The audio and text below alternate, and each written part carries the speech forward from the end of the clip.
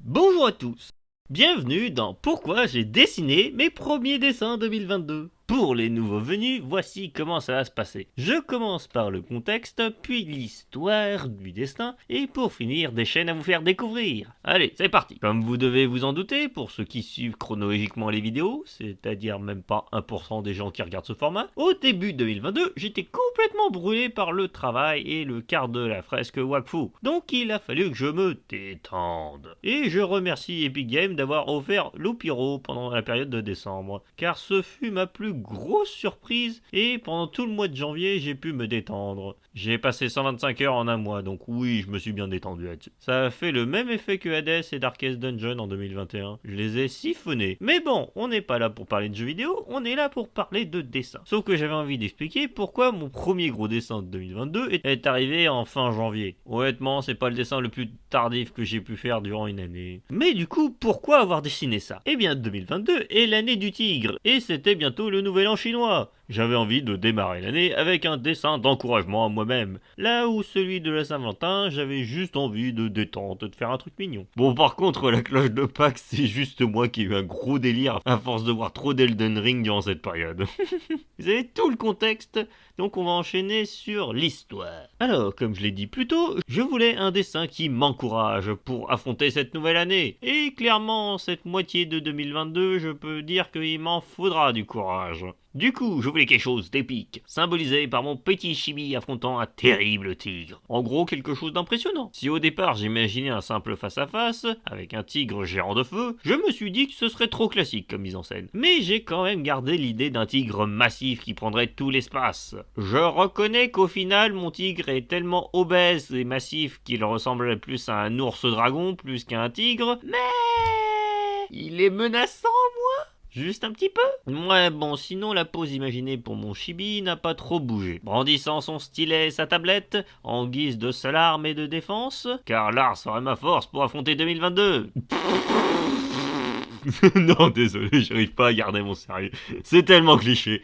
Mais je voulais pas non plus me casser la tête. D'ailleurs, celui de la Saint-Valentin, je me suis pas cassé la tête non plus. Depuis plusieurs années, à la Saint-Valentin, je dessine des cœurs pour la détente. Du coup, histoire de changer, j'ai voulu imaginer un perso de l'univers des Bibonks, avec comme thématique la Saint-Valentin. L'univers des Bibonks étant très cartoon, ça resterait simple. Et étonnamment, j'ai trouvé direct l'idée. Ce serait un marchand de cœur. La forme globale de cœur devait être au départ grâce au matériel qu'il porte sur lui. Soit ça ressortait très mal, soit c'était beaucoup trop forcé pour être naturel. Et là, j'ai eu la révélation, en retournant l'image tout simplement. Direct, j'ai imaginé le perso aux proportions absurdes. Et à la fois ça collait bien au côté marionnette d'une race de l'univers des Bronx, et ainsi tous les éléments se sont très vite mis en place. Les petits cœurs étant des références aux anciens dessins de la Saint-Valentin, contenus dans ses grosses poches, rendant le marchand bien grotesque, mais on comprend très vite que tout ce qu'il porte sur lui, c'est des marchandises. La forme de cœur étant plus proche d'un symbole d'item utile que d'un symbole d'affection dans cet univers. Et c'est ainsi que j'avais imaginé pour la Saint-Valentin un futur perso de l'univers des Ubonks. Si vous savez pas ce que c'est, regardez d'autres vidéos de pourquoi j'ai dessiné en rapport. Par contre, la cloche de Pâques, c'est de la pure déconne. Et aussi m'entraîner sur les textures. Car je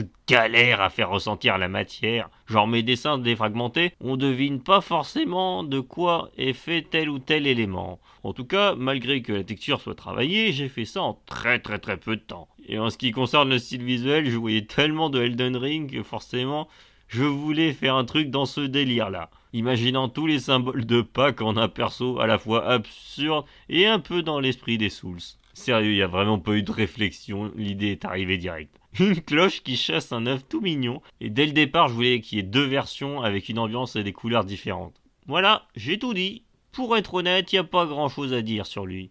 Mais ces vidéos sont là pour me détendre. Bref, passons sur les chaînes. Et pour cet épisode, j'ai voulu réunir des chaînes dont je n'avais strictement aucune idée de comment vous les présenter, mais que je vous conseille fortement. Moi, j'ai réuni ces chaînes uniquement car je ne sais pas comment les introduire correctement. Mais bon, je vais faire de mon mieux. On démarre avec The Science Coder, une chaîne de debunk scientifique assez fun, dont chaque vidéo traite de mystères surnaturels ou complotistes, dont il expliquera et analysera clairement les rouages qui ont amené à ça. Et dans le même délire de débunker des idées fausses, je peux vous conseiller aussi le Defecator, même si lui c'est d'une autre manière, avec des accoutrements des plus troublants.